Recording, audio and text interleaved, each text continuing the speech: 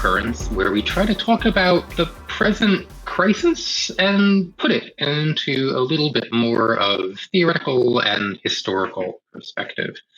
Uh, this week, I'm really excited to have on two of my fellow editors from Liberal Currents, Caitlin Green and Trent Nelson, a linguist and a historian, respectively. I hope I got that one right.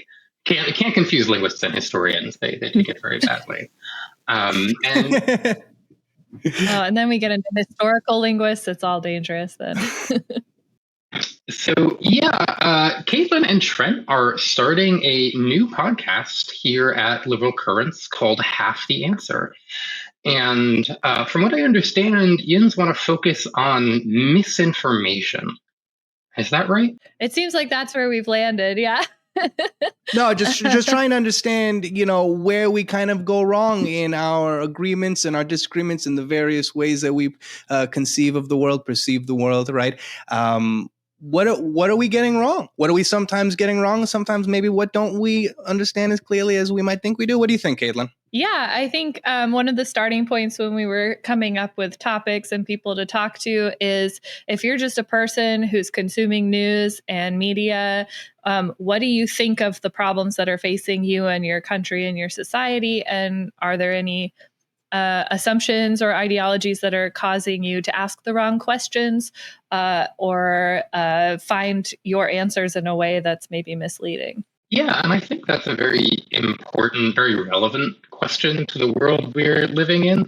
Because there is so much misinformation, disinformation, false belief, whatever you want to call it out there. In this last election, one study I was more misinformed you were about the world, the more likely you were to vote for Trump.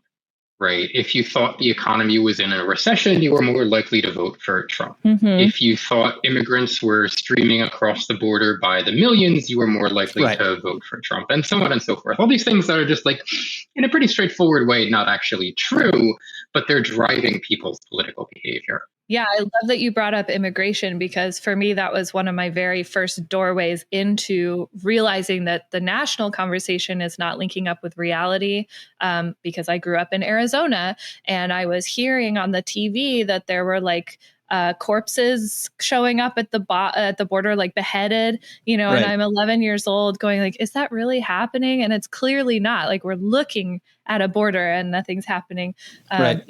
Immigration is happening in a way that's like pretty manageable and normal. And it's just like a fact of life that you have to live with people who don't come from the same country as you sometimes. and like none of that was terribly frightening to me as a small white child in Arizona. So to look around me and think like, wow, some people are really creating a picture of a world that I don't recognize was definitely set me on this path at an early age. Yeah, I would echo that, Caitlin. We grew up in very different places, but I grew up in New York, and something I heard often, a refrain was that we are. My father's a contractor, right? And so that industry often saw many migrant laborers and usages. And so I heard all the time that like this was a major problem, right? And so as I got older and started to read, I was like, well, wait a minute, this sounds like a capitalist problem and not like an immigration problem. It sounds like you're mad that the folks are finding better deals then you're able to provide them because these folks are working in many instances for less than we could afford to live singularly, right? Because they're living collectively in many instances. And so, you find that people's misinformation is often very sincere. They truly believe it. It's not, they don't believe they're thinking malevolently at all. They think that this is just the lay of the land that they're observing, no? That's right. Certainly some people, I think this is a distinction I want to come back to over the course of this episode. People who believe these things sincerely versus people who maybe have more of an agenda. Right. So there's one topic near and dear to my heart for reasons which should be obvious, which is the kind of anti-trans moral panic that's clearly sweeping our country at the moment. And I call it moral panic because, you have Republican elected officials saying things like, There are places where the entire girls' team has been replaced with boys who are pretending to be trans in order to win at sports. Right. And this is something that's not just a little bit false, that's about as detached from reality as you can get. Right. America is a huge country, right? More than 300 million people. You can almost always find at least one example of something crazy in this country. This is a case where you can't find any, right? I don't think anyone, as of press time, has found a single case of a boy pretending to be trans in order to win at sports. Let alone a whole team of them. Yes, let alone a whole team. Right. It's unbelievable. But again, why do we believe these things? Is there something within those who believe them sincerely that wants to believe them, or that wants to feel some type of validation? Yeah, I mean, I think that's a question I want to kind of put in a little bit more of a historical context. Right, because a lot of times when people talk about misinformation and the problem of misinformation, they act like it's something that happened in the last 5 years. And for me, that's a little hard to believe. Right, and one example that I like to come back to is the role of the blood libel in the Middle Ages. And I was wondering if you guys could... Right. Yeah, I mean, it's literally wood carvings. Like, we don't need social media to have this stuff. There's like, like the way that it's disseminated is folklore and art and writings on paper, and it definitely is a phenomenon that has existed ever since we've been transmitting messages to each other. Yeah, and I was wondering, do either of you want to talk a little bit about like what is the blood libel and how did it work and what was going on with that way back when? There has long been and then I'll leave the floor to Caitlin, but there has long been this sort of, and it goes back and forth between the people holding these views and then the church being like, well, wait a minute, Jews are not bad at all. We should not be thinking that Jews are like taking the blood of children to perform rituals in, or doing it, or, that they're stabbing the consecrated host and making it bleed, like all of these ridiculous things, right? So we go back and forth between the people believing these things and the church being like, no, that's craziness. Yeah. Or the protocols being distributed on the, Ford manufacturing floor. So yeah, what happens is I think it's an interaction between like this propensity we have for like horror storytelling, and what's like the most horrible thing you can think of is like child sacrifice. And it gets your blood pumping, it gets you all freaked out, and you're thinking about the children and you have to protect the children, and then you'll do whatever it takes, right, to keep the children safe from the satanic monsters that are taking their blood for like sacrificing. And then also whenever it becomes politically expedient for somebody who's in power to take that thread and pull it into the forefront and say, actually, you were right the whole time. They really are doing this. And you can name any group you want as responsible for it. It could be Satanists, it could be Jews, it could be trans people. Whatever you need to do, you bring the children out and you bring the spooky, scary blood story out. And it's already been in our world for so long that it like rings true because it connects to something in our brain that we already had there. No, I think that's all correct, right? When we look at the kinds of, pogroms in the Middle Ages, these basic, these kind of mass moral panics in which ordinary people took up arms against their neighbors and just murdered Jews when they could find them. And like you say, in some cases, this is a top-down phenomenon. In many cases, it's a bottom-up phenomenon, right? We can't really identify, there was this person in power who wanted to blah, blah, blah. No, it was actually like a meme that went viral. And it's a meme that speaks to people, like you were saying, Caitlin, on a very emotional level, right? It touches very primal human emotions about children, protecting children, about scary outsiders, about blood. Right. There's a reason it always comes back to like these bodily fluids, right? You see the obsession with bodily fluids like all over QAnon today. It's quite literally visceral. Yes. Right. Yes. Quite literally visceral. So, this is not a new problem. But it's also something, that is not merely way back in the past. There's one famous incident that I really always come back to, which is remember the Maine. You may remember the slogan, even if you don't remember the Maine. See, everybody knows the slogan. It really rings. Remember the Maine, to hell with Spain. We always love rhyming stuff. Rhymes stick in the mind, yeah. They really do. So the Maine is a battleship / armored cruiser. Ship classifications are a little messy at this point. It's sitting in Havana Harbor, and it explodes and sinks, and lots of people die. And why does it explode? Right? Why does it sink? I want to say it's Hearst. I believe it's Hearst. I might be getting this one confused. Yeah, I think you're right. You're right. Yeah. So Hearst, who really wants a war with Spain, just says, we're going to press right now. The Spanish did this. Those dastardly it's a Spanish. Torpedo for sure. Yeah. Yes. We need to have a war. And then we do, in fact, have a war with Spain. And it looks like, in retrospect, studies were done on this later. Yeah. The Maine was not exploded by the Spanish. It was just poor ship design, bad coal. We don't really need to get into the technical details, but it blew itself up, basically. You should not keep your ammunition anywhere near where there's heat and or fire. That is not going to be a good deal for you. I think even the information at the time, if you really looked at it, it didn't look great for the torpedo theory. No, that's right. There were Navy officers at the time who said this is not a torpedo. This was a coal explosion, a magazine explosion. But, that imagery, we would say goes viral, although in this case, it's also going viral because it's being pushed by powerful people with control over media institutions, right? Who want that narrative, who want to push that misinformation. Right. Orson Welles said in Citizen Kane, when he is playing Hearst, the famous line is when he's on the phone with the journalist in Havana, he goes, "You give me the prose and I'll give you the war." You know, and I always think back to that because it is such a good sort of illustration of exactly what you're saying, Samantha, right? That we have an agenda here, and let's not necessarily let facts get in the way of a good story, huh? Mm-hmm.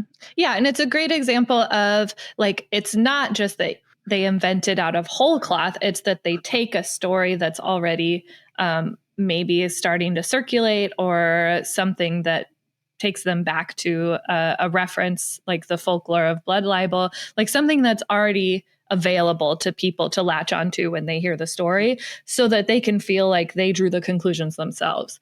And that really helps. The best way to put an idea in someone's head is to let them do the last couple of steps themselves. Yeah, and you look at it and you say to yourself, what were we doing before that time period? Well, I think as Samantha will tell you, Caitlin, as well, we were noting how terrible the Spanish were treating not only the Cubans, who we had wanted to colonize for decades at that point, but also the Filipinos.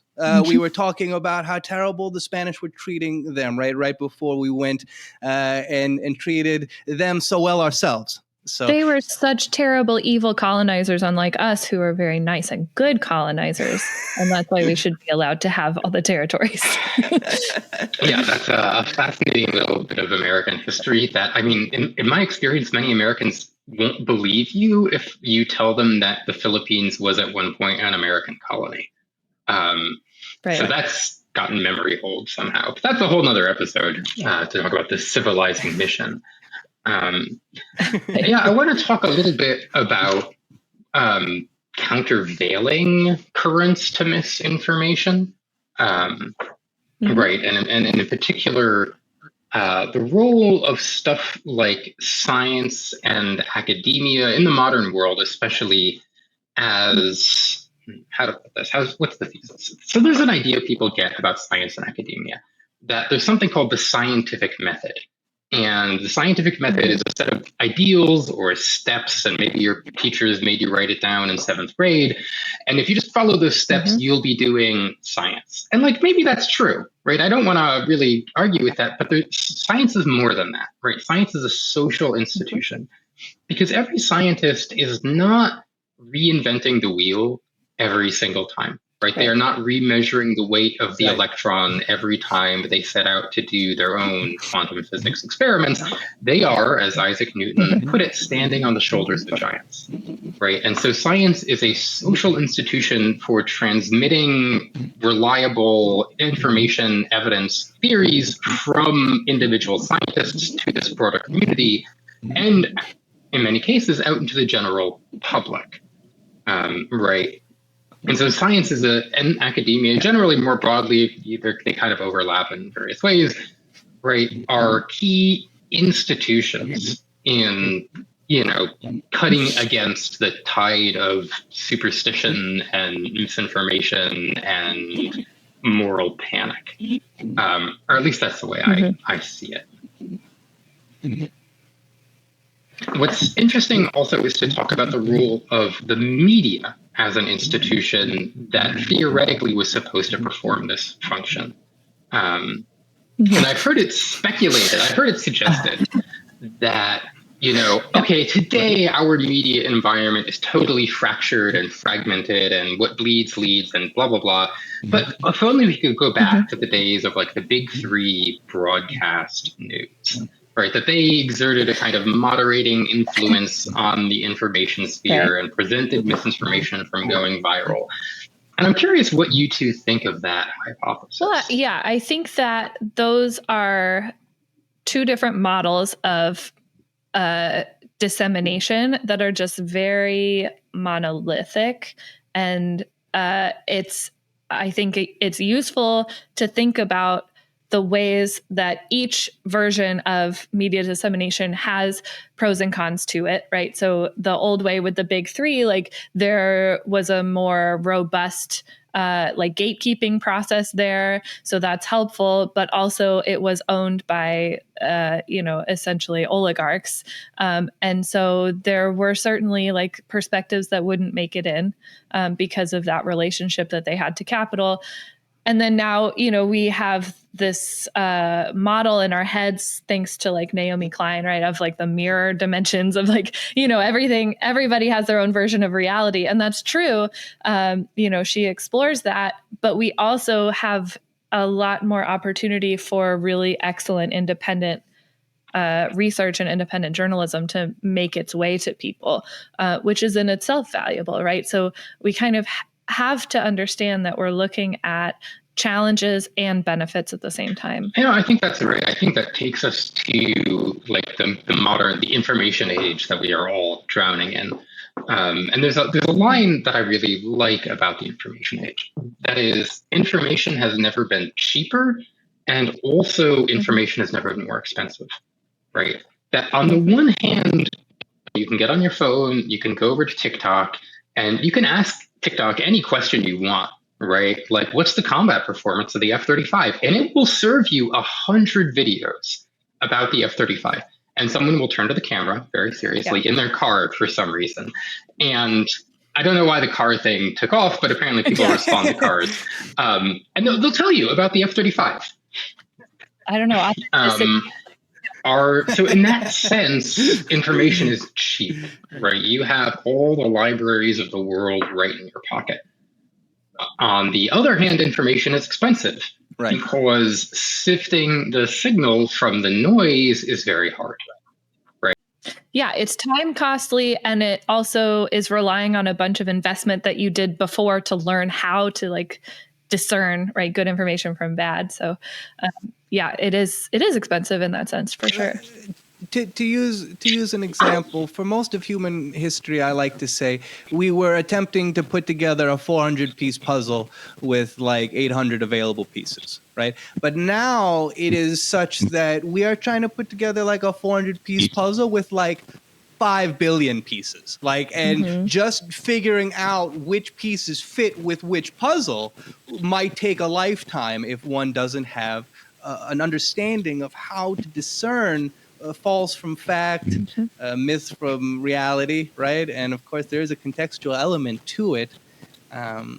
We also have to rely on the expertise of other people. Like, we can't get through just on our own ability to know everything, because that's not possible. And that's part of like what Half the Answer is about, because I'm at my base like a nosy Nelly. That's who I am. That's who I identify as. And I would love to be able to see into every room, into every building, and know what's happening in every industry and every culture. And that's not possible. So I have to get experts to talk to me about it. Otherwise, it's not happening. Right. I was going to say that Fred Friendly of CBS, to piggyback off what Caitlin M. Green said, he was the former head of CBS. And he once pointed out that CBS was in business to make money.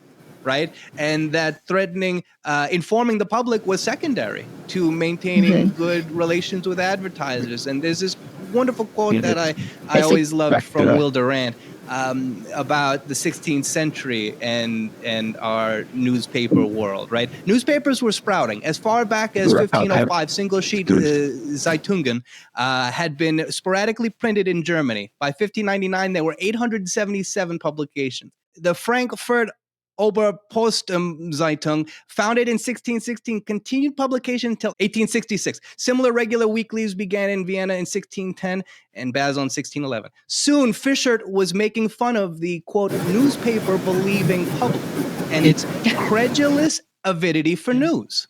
The inadequate and biased transmission of news and the profitable dissemination of nonsense barred the general public from any intelligent or considered participation in politics and made democracy impossible. I think about that one almost every day because I think about it and I say to myself, we've come a ways, right? Because Caitlin said, and obviously what what many publications are trying to do is to try to refocus on telling what's going on in a proper way. But there is still too much to be earned from disseminating nonsense. There's still too much to be earned from it. Yeah, I mean, I think those incentives continue to be a problem, right? There's profitable nonsense, right? There is nonsense that is pushed by powerful interests. I think those problems are on some level unavoidable, right? Whether you have newspapers or not, right? There's going to be a demand for news, right? And there are going to be people with an interest in pushing their stories. Yeah, the modality might change, but that push is still there. That's right. So I thought we could talk a little bit about what you're trying to do on Half the Answer, and a little bit about, how our listeners might try to practice a little bit of their own information hygiene in this kind of modern world. Absolutely. Yeah. So one of the things that really gets under my skin about like misinformation and getting people out of misinformation is that usually you're not going to have a lot of luck pulling someone out of a misinformation cloud unless you already have a really personal connection with them, right? That's where the research kind of is right now about that topic. And, I might want to pull somebody out that is just watching the podcast on YouTube or wherever they're consuming it. But I don't know you. I don't have the personal connection that I need to bring you out. But I could be talking to your cousin or your aunt or your mom or your sibling or your best friend who already is kind of on board, but needs a little bit of help finding the techniques to help break you out of it as the person who's stuck in the cloud. And so that's kind of part of what I'm hoping to accomplish. Trent is nodding, so hopefully that's true too. I'm not going to reach the unreachables, but maybe we will help collect a couple of techniques and a couple of things that we can all agree to be true so that we can build the ladder out for the people in our lives. No, I think that's right. I mean, this was something people would say back when I was a very angry young atheist arguing with people on the internet. People would say, yeah, you're never really going to reach the true believers, right? Because there's someone else out there at their own keyboard who's going to log in every day and argue with the atheists, and they're never going to change their mind, probably. No. Right. If they do, it's not really something you can control, right? Yeah. But there's a lot of people who are reading. Right. There are a lot of people who lurked on those forums and weren't necessarily committed partisans to one side or the other, but they read stuff and they were interested in it. Right. So I think if you set yourself this bar of like, how do I talk to the hardest core partisans? I don't really have any great advice about how to do that. right? Yeah. But there's a lot of people, evidently, out there in the world who just aren't committed partisans, who don't have already all the answers in their back pocket. And if you have that emotional connection with them, or just a parasocial connection with them, you can start to reach them if you try to go about it the right way. I also really hope that, maybe you're listening to our campus misinformation episode and you don't agree that the students are doing okay and that they're not the biggest threat to free speech. But you did hear the part about try to make sure that when you're consuming information, it's coming from the investigative panel of the news and not the op-ed panel. And you take that home with you. And then later on, when you're consuming stuff, that's in your head, helping you discern. So I try to get the guests to give us one or two tips for if you're consuming news, what is a good rule of thumb to help you make sure that you're being as skeptical and as proactive as possible about only letting the true stuff in. No, I think that's right. And that gets to this concept of information hygiene, right? That right, you sit down and you consume news or you consume social media. And even if you think to yourself, well, I don't really necessarily believe that, if every day you're experiencing a flow of a certain kind of content, yes, it can start to seem normal to you. That perspective can bring you around. And so I think it's worth it as an educated, informed person who, how to put this, takes responsibility for their own beliefs. Sorry, I'm going to start talking about Kant in a second now. As somebody who takes responsibility for their own beliefs, you have to take some responsibility for the information environment that you are creating for yourself on the internet today.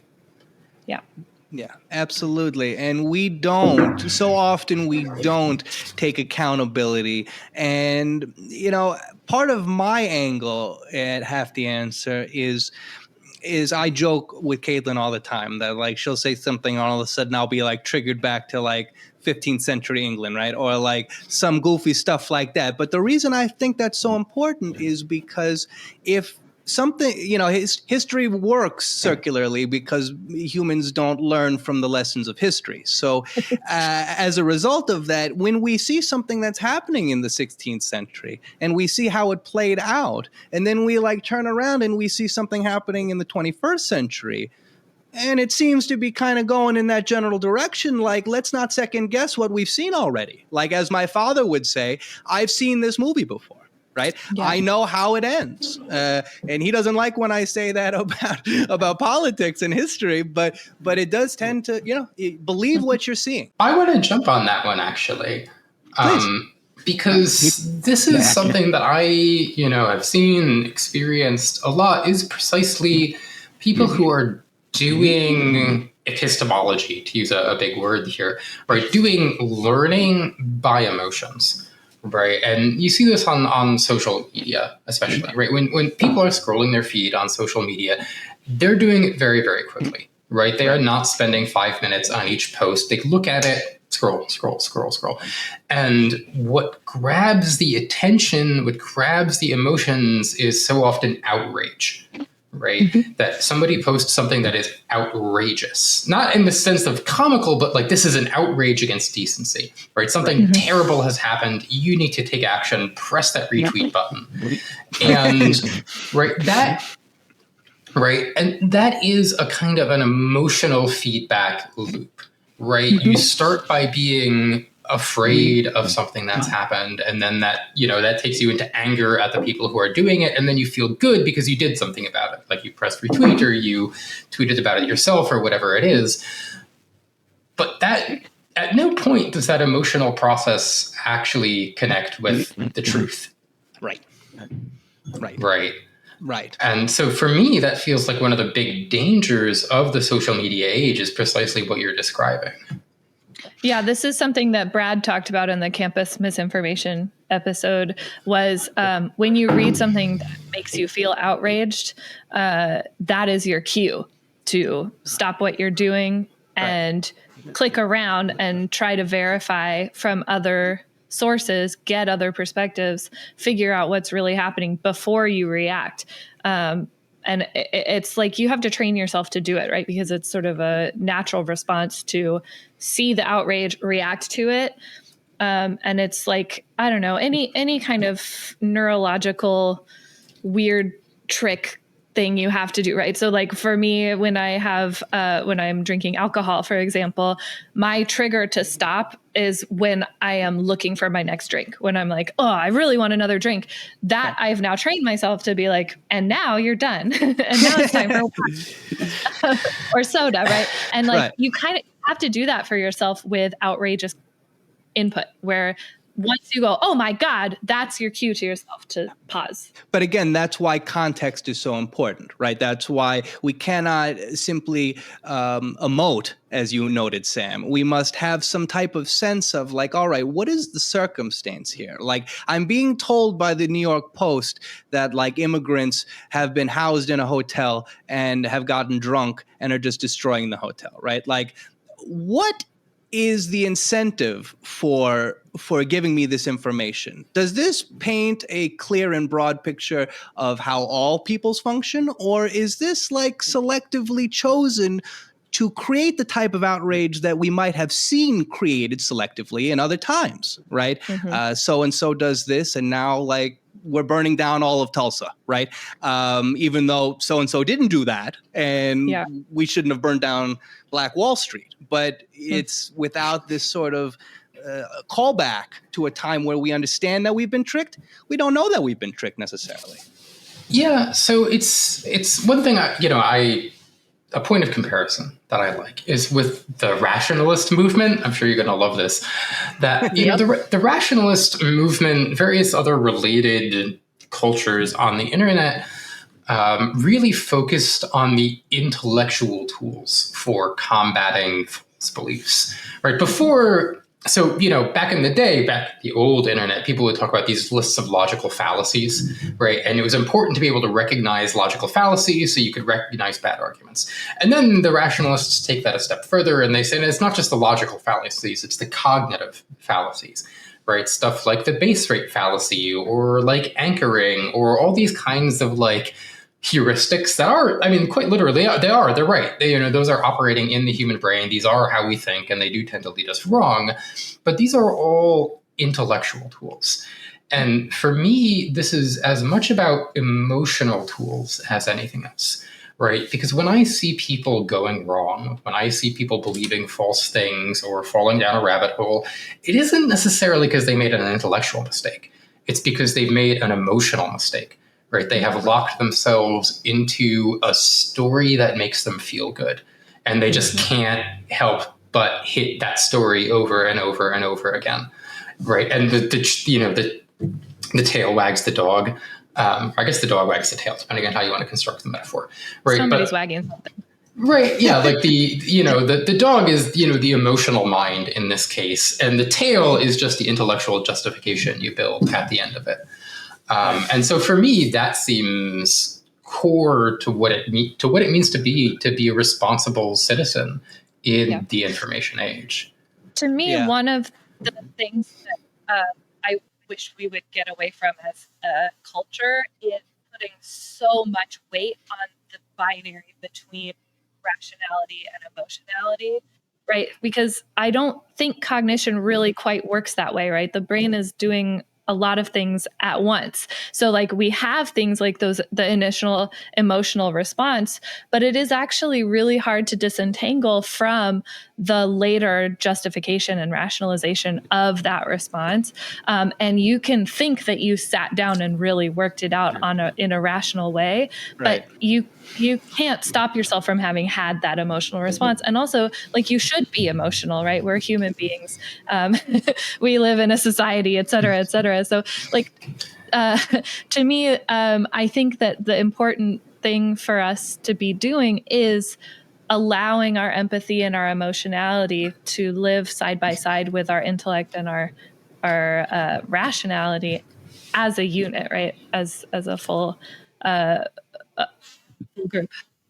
I think that's right in many ways. That there's this fantasy, right? That, well, if I could just get rid of my emotions, I would be perfectly rational. And like, I mean, I don't know, maybe in the sci-fi world, but we don't live in a sci-fi world. We live in reality, and you aren't going to get rid of your emotions. You are going to continue to have emotional responses, and you need to be aware of those responses. I'm in the middle of a sci-fi novel that like that's the main theme, and it's awful. It's so bad. I hate it so much, and I want to stop it, but I can't. I have to finish it. You have to say the novel now. No, I don't want to, because I really like the author. It's just one bad book by a really good author. Okay. Fair. Fair enough. There's a quote that I also fixate on, and it was made for Benedict XIV when he is fictionally speaking to Voltaire, and Voltaire is arguing against religion and organized religion, and Benedict goes, "That is why the people will never listen to you for long, for the breath of their happiness relies upon not hearing you." Right. And I often, I know it sounds terrible and cynical, right? But there's something in that, in what you said, Sam, right? In this sort of, and Caitlin as well, this sort of entanglement of our intellect and our emotion. And sure, we put up the argument, the fight that we've been thinking about it, but where does it begin? Does it begin here or does it begin here?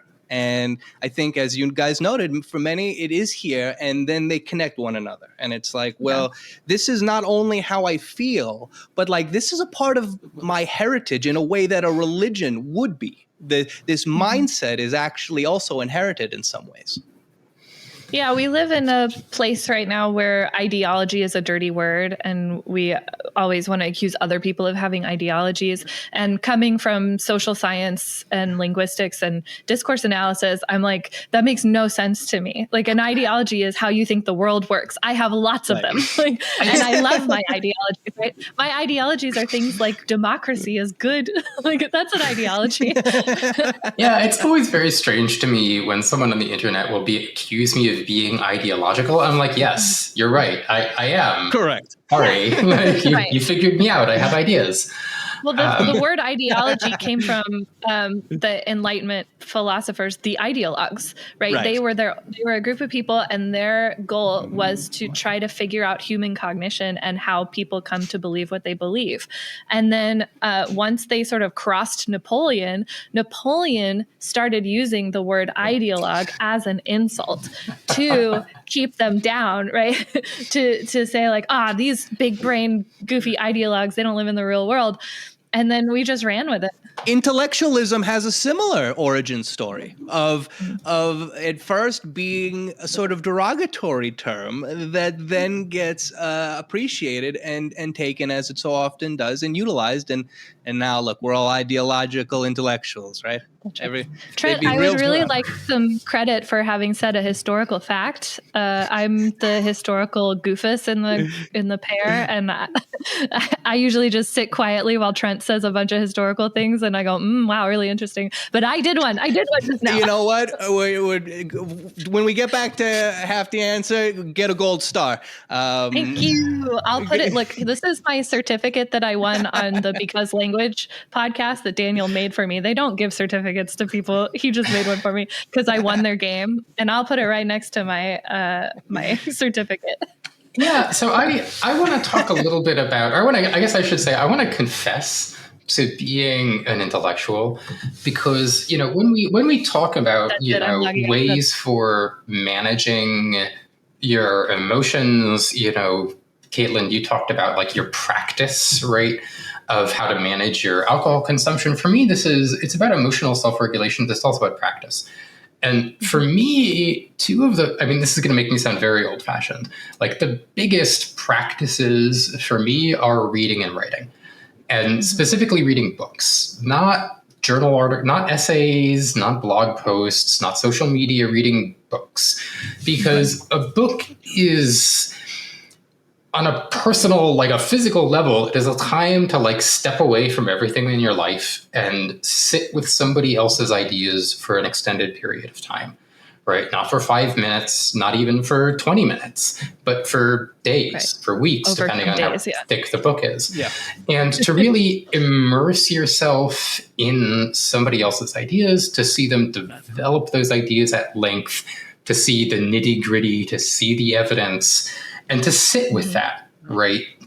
On a time scale where your emotions have time to like even themselves out, where you're not sitting there thinking, oh, I need to retweet this right now, but just something to think about in a quiet moment.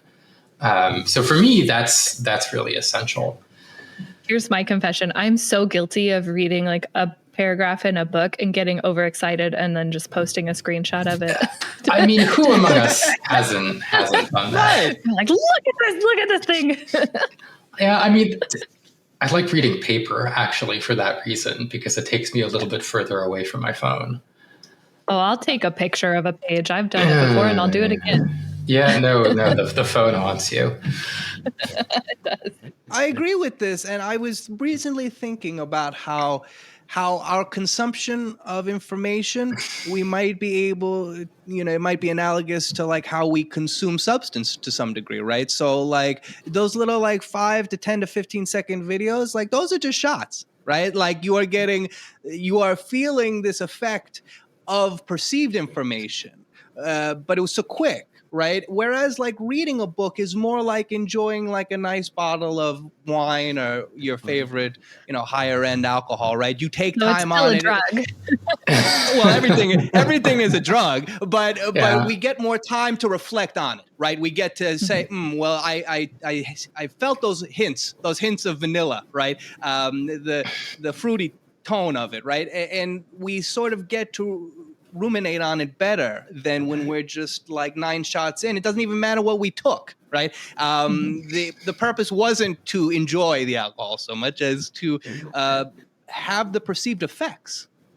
Yeah, and so I think that's right, and I think you can see the same kind of very high speed feedback loop in writing on social media, right? Where you write a tweet or a skeet and it's 280 characters and you get that instant feedback, right? People are liking it, people are retweeting it, people are replying to them, I got to reply to them, and you're just engaged in this really rapid cycle.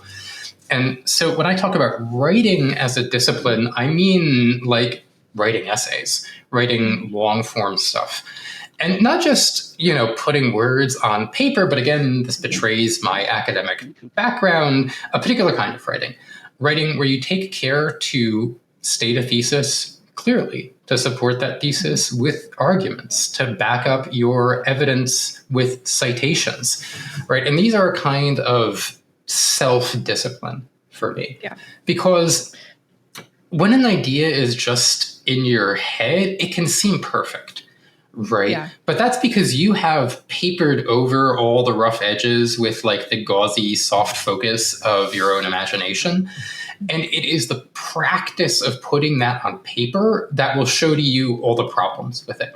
And it is the practice of digging out citations, right? Citations, they're very tedious. Everybody hates them. But right. When you actually have to cite your sources, sometimes you'll find out that you were wrong. All the time. Memory is so fallible. Memory is deeply fallible. And I don't know if this has ever happened to you, but it has happened to me where I have started on something that I'm like, I'm going to send this to Liberal Currents. It's going to be so good. Everyone's going to freak out over how great this is. And then I start compiling my evidence and then I go, oh no, this isn't right. I have to stop. I have to either take another angle or just drop it. And I'll come back to the question later. No, that's exactly what I'm talking about, right? Because it puts that check on you that is reality, right? That is truth, right? That gets you out of the very rapid cycle of like, I post it, it feels good, it goes viral, and back into, well, is it true? Do I have to rethink what I believe, right? Do I have to change my mind because the evidence and the argument isn't there? But Sam, you brought up that the accountability in the beginning of the episode, right? Accountability for your information environment. And that accountability is exactly what we're talking about. Being confronted by the fact that you're wrong. What do you do? Right? Do you bull forward and say, well, I guess we're just leaving that source out, right? Or do we conceive of like, wait a minute, I was incorrect. All right. And if we can start saying that we're incorrect, and we can be honest with ourselves, well, then we can sort of detach some of these emotions from the intellect such that maybe we can compromise and say to ourselves, all right, well, I was wrong about that. I need to reconcile this with reality. The egg prices have not gone down, Sam. What do I do? Oh, the egg prices. Right. Have you tried chickpea water froth? Because I hear oh God, I can't even say it. It's not. I don't want to try actually, aquafaba is a great ingredient in vegan cocktails where you can't use egg whites, but it's not really a substitute for eggs. You're not going to make an omelet out of it, is what I'm saying. No, you are not. I'll put it in my gin fizz, but I'm not going to put it in my omelet. Probably for the best. I guess to kind of move a little bit towards an ending here, do you guys want to talk a little bit about the future of Half the Answer? And I guess, I before we close it, I have to ask, why is it called Half the Answer? Trent, it's Trent's fault. It's Trent's fault, and because we were trying to discern names, and I have this little trick that everyone can steal because I stole it from someone else. Hemingway used to do it. You just take your favorite quotes and you just find the cool phrases within them. And so one of my favorite quotes from Socrates via Plato, obviously, because Socrates is probably not even real. It's a joke. Obviously, it's real, but you know what I'm saying. To understand. Only Trent knows what Trent is saying. Well, because it's like Socrates. If Socrates is who Plato says he is, then he's like one of the most interesting really tripped out people ever, right? Anyway, how terrible would that be? Yeah, sorry, different episode. Different episode, and I'm totally about it. To understand a question is half an answer, right? And we really started to play around with, well, what does that mean in a practical sense, right? How do you, it becomes very, very evident after conceiving of it for a little bit that, like, if we do not know where to start asking, we are perhaps more easy to be misled. Right. And so to understand which questions will begin us on the right road or a right pathway to a destination, this is crucial in sort of not getting our wires crossed, as we talked about before. Right. Yeah. And it spoke to me as like a social scientist and a discourse analysis enthusiast that, we spent a lot of our time in grad school and undergrad, like just practicing creating a research question that actually gets to the thing you want to find out, as opposed to something kind of adjacent to it or too narrow or too wide. It's a lot of like, I'm going to generate these research questions and I'm going to show it to my professor, and my professor's going to rip it apart and I'm going to figure out how to make it a better research question. And like, that is actually like a really substantial part of before you start data collection. Right. How you get ready to find the answers that you're looking for. And so when he said, knowing what question to ask is half the answer, it really did kind of hit me in my like traumatized grad student brain, where I was like, oh yeah, that's right. It's true, isn't it? So that's why it's called half the answer. Yeah, that's really interesting. I promise I won't call it half the quotation. You can't when you're mad at us. You can. Okay. So in future directions for half the answer, what's going to happen? What's coming up on the podcast? Well, I think Trent just finished editing our conversation with a librarian who's talking about intellectual freedom, book bans, and misinformation that has led people to march up to her at work and cause problems for her. Yes. And then you brought, who did you bring? Melissa. Yes, then we have Dr. Melissa Fisher-Paoni. She is a psychologist, a licensed child psychologist. We spoke about technology, social media, those interfaces. And maybe, maybe you don't just throw the iPad in front of Junior for 17 hours. And maybe there's some better ways that we can go about educating the youth. But again, there were. But it's also okay to play a phonics game with them every once in a while. You know? Well, again, as we learned, right, it's like more okay to do those things if you're also taking part in them, right? If you're just like sending Junior in the corner, that's probably not great. But if you're taking part in this with them, well, then that's okay. We also are speaking with Alan from Liberal Currents, Alan Elrod, of course. And well, we've got a whole bunch of individuals because there are a lot of questions. Caitlin and I have a lot of questions. And, Oh my gosh. and we don't know all the answers, so there you are. Yeah, so there you are. Thanks so much, Trent and Caitlin, for coming on Neon Liberalism, talking up half the answer, where hopefully, you can ask our listeners some questions and talk about how to find your way through the thicket, the flood, the cataract of information, true and false, that characterizes our world. As a reminder, Neon Liberalism, like Liberal Currents, is a listener-supported, reader-supported publication.